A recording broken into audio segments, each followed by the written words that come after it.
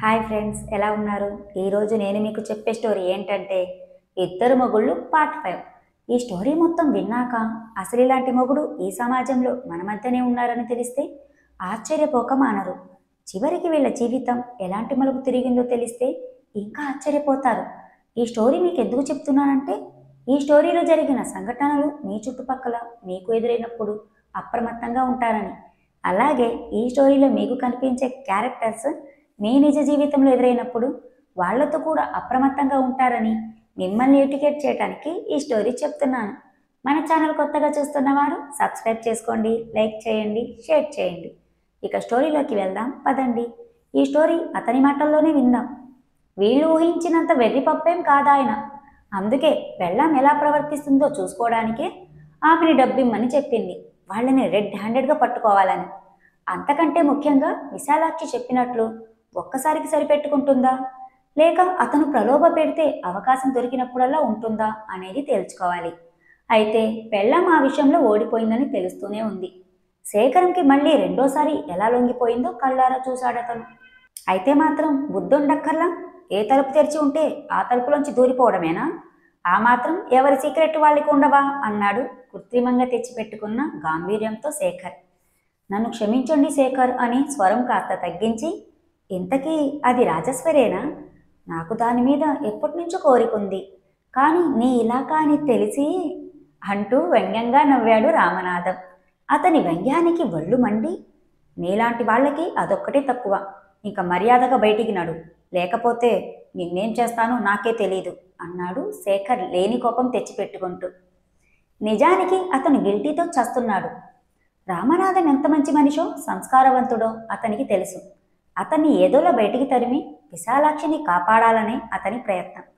అయ్యో, అంత కోపమేంటి సార్, నేనే వెళ్ళిపోతానులేండి, మీ సుఖానికి అడ్డు వచ్చినందుకు మన్నించండి అంటూ లేచి వెళ్ళబోయినవాడు చటుక్కున వెనక్కి వచ్చి చేయి చాచి బలంగా శేఖర్ చెంప మీద కొట్టాడు.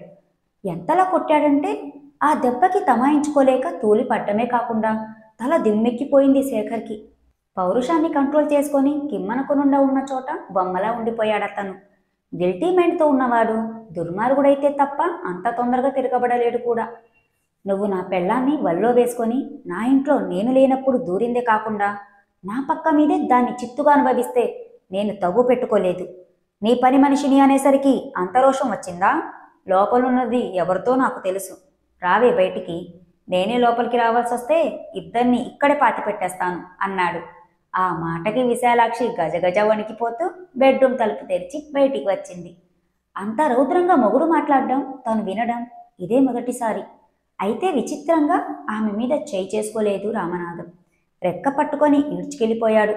తర్వాత ఇంచుమించు 10 రోజుల వరకు ఎవరికంట ఎవరు పడలేదు, లేక ఎవరికి వాళ్ళు జాగ్రత్త పడ్డారేమో తెలియదు. రాజేశ్వరి ద్వారా శేఖర్ సేకరించిన సమాచారం ప్రకారం ఇంట్లో అంతా నార్మల్గానే ఉన్నట్లు అనిపించింది శేఖరానికి. విడివడని పజిల్ ఏంటంటే రామనాథం ఇంచుమించు ఆయన భార్యతో తను కింద మీద పడుతున్నప్పుడే ఎంటర్ అయ్యి అప్పుడు రియాక్ట్ కాకుండా సైలెంట్గా సోఫాలో కూర్చొని, అంతా అయిపోయాక తనన్న ఏదో మాట పట్టుకొని చెంప మీద కొట్టడం ఏమిటి? ఇదేదో కాస్త మిస్టరీలానే ఉంది అనుకున్నాడు శేఖర్. దానికి తోడు మొదటిసారి విశాలాక్షిని అనుభవించిన రోజున కూడా రామనాథం ప్రవర్తించిన తీరు ఇప్పుడు ఆలోచిస్తుంటే అనుమానంగానే ఉంది. ఏదేమైనా ఆడది ఎంత అందగత్త అనేదానికన్నా మాటకారితనం, తెలివితేటలు ఉండి సంసారాన్ని గుట్టుగా సాగించుకుంటుంటేనే మగాడు, అది మొగుడైనా లేక మరెవరైనా కానీ ఆ రిథిం ఫాలో అయ్యి అతన్ని తనలో కరిగించుకొని అతని చుట్టూ అదే సమయంలో తను కరిగిపోతే అటువంటి ఆడదానికి మగాడు బానిసల పడి ఉంటాడు. 2 సార్లకే విశాలాక్షికి అలవాటు పడిపోయినట్లు అనిపిస్తుంది శేఖరానికి. మరి రామనాథం పరిస్థితి ఏంటి? అతను నిజంగా ఆమె వదులుకోగలడా? పిల్లల సంగతి ఏంటి? వాళ్ళ పచ్చటి సంసారంలో తను చిచ్చు పెట్టలేదు కదా అని మిథున పడ్డం కూడా మొదలైంది శేఖరానికి. కానీ అక్కడ పరిస్థితి కాస్త భిన్నంగా ఉంది. అంత మోటుగా లాక్కెళ్ళిన మొగుడు తర్వాత ఏం చేస్తాడోనని భయపడింది ఆమె.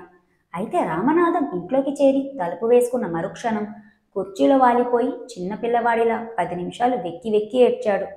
ఆయన్ని ఓదార్చడానికి కూడా ధైర్యం చాలేదు. మౌనంగా గుండెల్లో నీరు కుక్కుకుంటూ చూస్తుండిపోయింది విశాలాక్షి. తర్వాత అతను వారం రోజుల వరకు ఆమెతో ఏం మాట్లాడలేదు. ఇద్దరి మధ్య యాంత్రికంగా రోజులు నడుస్తున్నాయి. ఒక రోజున ఆఫీస్ నుండి తొందరగా వచ్చేశాడతను. మనిషి చాలా ప్రసన్నంగా ఉన్నాడు. అతని మూడ్ చూసి పిల్లల కోసం అప్పుడే వేసిన రవ్వ దోశలు ఎదురుగా పెట్టింది. అతనికి చాలా ఇష్టమని ఆమెకి తెలుసు. మారు మాట్లాడకుండా తినేశాడు. ఆయన మొట్టమొదటిసారి నోరు విప్పి త్వరగా తయారవు, గుడికి వెళ్దాం అన్నాడు. దారిలో పిల్లల్ని ప్రభాకరం గారి ఇంటి వద్ద ఆడుకోవడానికి వదిలేసి మొగుడు పెళ్ళాలిద్దరూ దేవుడి దర్శనం చేసుకొని గుడి బయట పచ్చికలో కూర్చున్నారు. ఆమెకైతే ఏం మాట్లాడడానికి ధైర్యం లేదు. 5 నిమిషాలు చూసి అతనే మొదలెట్టాడు. చూడు, మన పెళ్ళై 15 ఏళ్ళు దాటుతున్నాయి. ఇంతకాలం మన సంసారాన్ని తలుచుకొని మురిసిపోయేవాణ్ణి. కానీ ఇప్పుడు గత నెల రోజుల్లో మన జీవితంలో పెనుమార్పు వచ్చిందని అనుకుంటున్నాను. నువ్వేమనుకుంటున్నావు? విశాలాక్షికి ఏం మాట్లాడాలో తెలియడం లేదు. అతను చెప్పింది సరైన మాటే అని మాత్రం తెలుసు. చేసిందంతా చేసేసి అవకాశం దొరకగానే పక్కింటి వాణ్ణి పక్కలోకి తెచ్చుకొని ఇప్పుడు నువ్వు ఇలా మౌనంగా ఉంటే నాకు నిజంగానే పిచ్చెక్కిపోతుంది. అవును, నిజమే. పెళ్లి కాకముందు నేను శేషులతో ఉన్నమాట నిజమే. కానీ అది నేను మొదటి రాత్రే విశదీకరించి చెప్పాను. ఆ రోజు నా నిజాయితీకి నువ్వు మెచ్చుకున్నావు, అవునా? అవునన్నట్టు తలూపింది విశాలాక్షి. ఆ శేఖరం మీద నీకు అంతో ఇంతో ఇష్టం లేకపోతే అతను నిన్ను పక్క మీదకి రప్పించుకోగలిగేవాడా? ఆమె నుండి స్పందన లేదు. అంటే అతడి మీద నీకు కావలసినంత కోరిక ఉందన్నమాట. నేను క్యాంపు నుండి వచ్చిన మొదటిసారి ఆ శేఖరంతో నువ్వు ఉండటం చూశాను. కానీ అది ఒక్కసారికి అని నువ్వతనితో అండం విని నేను శేషులతో ఒక్కసారి కంటే ఎక్కువసార్లే ఇదవడం తలుచుకొని ఆ విషయాన్ని పెద్దదిగా చేయలేదు. పరాయివాడి పెళ్ళం అప్పనంగా దొరికితే దాన్ని వాడుకొని మగాళ్ళు తక్కువ. అచేత నీ మీద అతనికి ఎంతుందో గాని నీకు అతడి మీద కావాల్సినంత కోరిక ఉందని ఆ రోజు నువ్వు అతనితో ఉన్న పద్ధతి వలన నాకు బోధపడింది. అప్పటికి నేను పట్టించుకోలేదు. కానీ మళ్ళీ అతనికి లొంగిపోయావు. ఈ విషయం ఇంకొకరి కంటపడితే నా పరుమేమవుతుంది, మన పిల్లల భవిష్యత్ ఎలా మారుతుంది అనే ఆలోచన లేకుండా కనీసం తలుపు వేసుకోకుండా రంగంలోకి దిగిపోయారు. దానికి నువ్వేమంటావు? విశాలాక్షికి నోరు పెగలడం లేదు. ఆయన ఆ రూట్లో వస్తాడని ఆమె ఊహించుకోలేదు. అతనితో ఉండటం కన్నా ఆ విషయం నాకు చెప్పక నన్ను పెద్ద ఫూల్ని చేశావు. నన్ను వెర్రివాడిలా ఆడిస్తూ మీరిద్దరూ అవకాశం దొరికినప్పుడల్లా ఇలా సందు చిక్కించుకొని మీ కోరికల్ని తీర్చేసుకుంటున్నారన్నమాట. ఇంత చేసిందానివి రేపు ఇంకో మగాడు దొరికితే వాడితో కూడా ఉండవన్న గ్యారెంటీ ఏంటి? రామనాథం గొంతు ఆవేశంతో వణికిపోతుంది. ఛ, నోటికి ఎంత వస్తే అంత మాట్లాడుస్తున్నారు. విశాలాక్షికి అంతవరకు ఆపుకున్న ఏడుపు ఆగలేదు. నేను మీరనుకున్నంత నీచురాల్ని కాదు. అతనంటే బలహీనత ఏర్పడింది. దాన్ని అతను అవకాశం చూసి వాడుకున్నాడు. నన్ను క్షమించండి. ఇంకెప్పుడు పరేవాణ్ణి కన్నెత్తి చూడను. మీరు పిల్లలు లేకపోతే మాత్రం నేను బతకలేను. అవును, కానీ మళ్ళీ అదును దొరికితే మాత్రం వాడు లేకుండా ఉండలేవు. ఒక్క మాట నిజం చెప్పు. నువ్వు నాతో ఉన్నప్పుడు కూడా ఆ శేఖర్ని మనసులో పెట్టుకొని ఉండేదానివి కదూ? ఆమె మాట్లాడలేదు. నాకు సమాధానం కావాలి అని రెట్టించాడు రామనాథం. మెల్లగా అవునన్నట్లు తలూపింది. అంటే ఇప్పుడు నేనంతా మర్చిపోయి నీతో కాపురం చేయడం కన్నా నువ్వు అతనితో కాపురం చేసుకోవడమే మన ఇద్దరికి బెటర్ కదూ? పిల్లలు నేను ఏమైపోయినా నీకు సంబంధం లేదు. నువ్వు అతనితో వెళ్ళిపో. అతనికి నీ మీద ఉన్న యావ చూస్తుంటే నిన్ను తప్పక లేవదీసుకొని పోగలడనే అనిపిస్తుంది. ఏవండి, అంత మాట అనకండి. మీ కాళ్ళు పట్టుకుంటాను. మీరు కాదు కూడదు అంటే నాకు నుయ్యో గుయ్యో శరణ్యం. పిల్లలు మీరు లేకపోతే నేను బతకలేను అంటూ మొహం కప్పుకొని వెక్కుతూ ఏడ్చింది విశాలాక్షి. ఒక అరగంట వరకు ఇద్దరూ మాట్లాడుకోలేదు. అతను చాలాసేపు దీర్ఘాలోచనలో మునిగిపోయాడు.